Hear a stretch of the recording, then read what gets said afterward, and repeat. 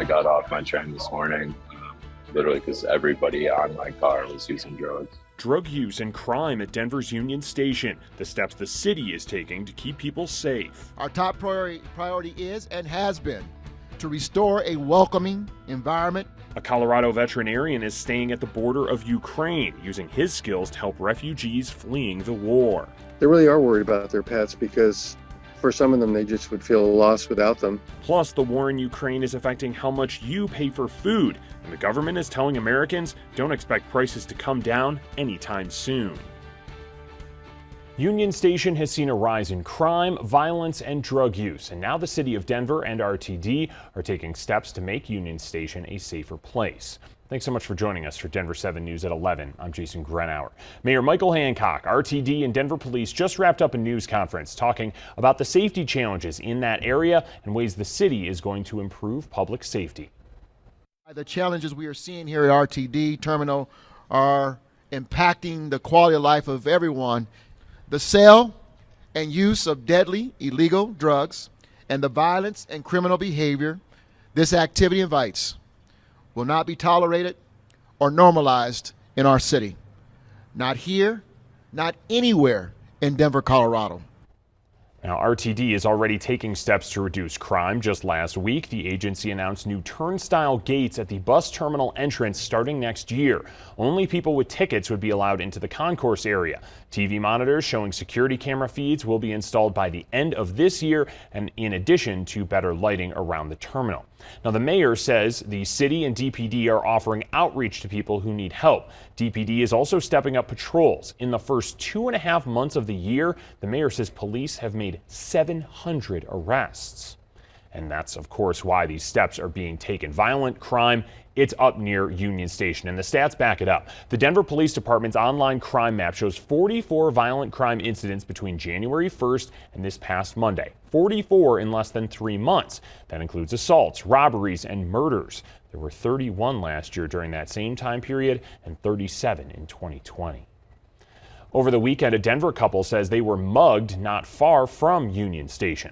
The couple, who didn't want to be identified, say someone on a scooter collided with them near 18th and Larimer just after 1 Sunday morning. They say the person called other people over and the group began attacking them. The couple is now putting out a warning saying this could happen to anyone. A few of the female attackers came and started hitting me and punching me and pushed both of us to the ground. He got a bloody nose, I got a black eye. Just goes to show like it can happen to anybody's son or daughter. We reached out to Denver police. They could only say that they and Aurora police are investigating. Aurora police are looking for the person who shot and killed a woman overnight. That shooting happened near Monaco and Dayton. Officers say the woman was found dead in a parking lot. They have not said what led to that shooting. Today marks 3 months since the Marshall Fire burned through Boulder County. Debris removal will finally be able to start in 2 to 4 weeks now that a judge dismissed the lawsuit that was standing in the way. A group called Demanding Integrity in Public Spending sued Boulder County over its selection of a contractor hired to remove that debris. The judge said this group had no standing to file that lawsuit because neither the group nor anyone affiliated with it has a connection to Boulder County. So here's a look at what people can expect from the debris removal program. Removal of the ash footprint, removal of home foundations, including concrete slabs and supports, and removal of trees considered to be hazardous. A schedule for each neighborhood will be released by the end of the week. Debris removal is expected to cost $60 million. Officials hope to have it completed by the end of July. Tomorrow is the last day to sign up for Marshall Fire financial assistance. People can apply for assistance for things including loss or damage to a home or business, if they had to evacuate, or if they couldn't work. Funds will be distributed by Boulder County through April 22nd. Well, the rain and cooler temperatures are helping firefighters make progress on the NCAR and the Soul Shine fires. The NCAR fire is burning in Boulder and is 90% contained now. It's held steady at 190 total acres since Saturday. And firefighters say the Soul Shine fire in Larimer County is smaller than originally thought. 13 acres have burned and it is 30% contained. President Joe Biden is giving Ukraine $500 million in aid. The president made the pledge during a phone call with Ukraine's president this morning. The U.S. has already given the country at least $2 billion in aid since the war started more than a month ago. Ukraine and Russia held peace talks in Turkey yesterday. Ukraine says any peace deal must include security guarantees from the U.S. and Western countries, including providing weapons and enforcing a no-fly zone. The U.S. seems willing to abide by those terms. If there is some kind of outcome, and if our support for Ukraine can be part of that outcome, including our support in the future for its defense and security, of course, that's something we'll want to pursue. We're also seeing new video and images of the Russian onslaught in Ukrainian cities, despite Russia saying it's going to drastically reduce its combat operations in Kyiv to foster peace. The Pentagon confirms it's seeing Russian troops moving away, but doubts that they are withdrawing. Instead, the Pentagon believes Russia will redeploy them. Well, a Colorado veterinarian wanted to do his part for the people in Ukraine. He went to the border to offer free services to families fleeing with their pets. Denver 7's Christian Lopez spoke to him about his decision to help.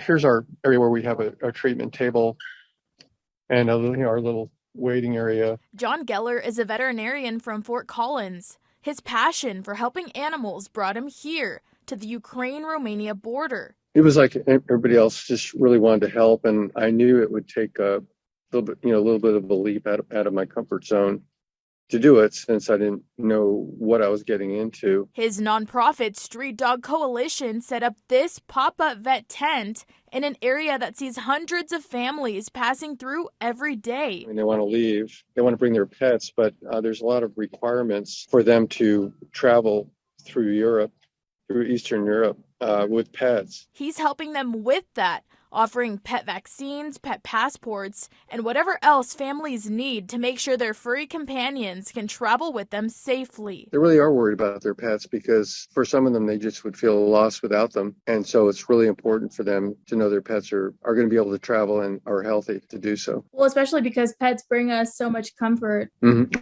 Exactly. Well, we definitely saw some families today with young kids, and the whole family is so bonded their pets. He showed us around the Asacha border crossing station where he's set up. You can see their pots. What's for dinner tonight? Well, we have chicken soup. Okay. Lentil soup, as usual. I love lentil soup. It has expanded into a safe space where volunteers from all over the world are coming together to help, offering families a hot meal and a place to rest. They get their paperwork done. They get warmed up. They eat some food. They get on a bus that is taking them mostly to Bucharest, but maybe other places too. An experience John says has been life-changing. It's amazing to see how unifying, even though it's a horrible event, how unifying this war has been. And it makes you appreciate just, a more international perspective. And it was such a pleasure to talk to John, and incredible to see everything they had set up for those families. But his generosity doesn't stop there. Back here at home, his nonprofit Street Dog Coalition also provides free services and medical care to pets of people who are experiencing homelessness. Reporting in the studio, I'm Christian Lopez, Denver 7. Well, some seniors here in Colorado have also found a way to support Ukrainians. People from the River Point Senior Living Center in Littleton are sewing blue and yellow scraps of fabric into quilts.